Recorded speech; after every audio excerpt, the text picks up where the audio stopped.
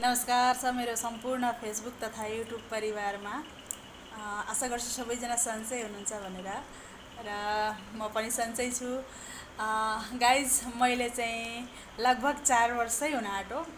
नोभेम्बरमा 4 वर्ष हुन्छ। एउटा पुरानो काम सुरु गरेँ है। पुरानो काम भन्दाखेरि के काम सुरु गरेर लु आइडिया लगाउनु त।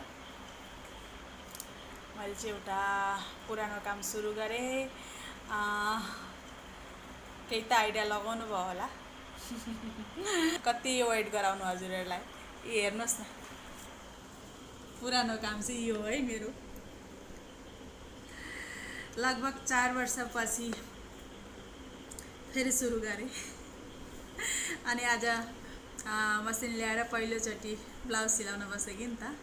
अनि 4 वर्ष पछाडि ब्लाउज काट्न बसेको त अलिक डर पनि लाग्यो होला बिर्सेँ कि जस्तो खालको। अनि अलिकति यसो दिमाग घुराएको, अब गरेको काम त किन बिर्सिन्छ होइन। अनि काटेँ भरे। अनि काटेको चाहिँ मैले भिडियो गर्नै बिर्सेछु।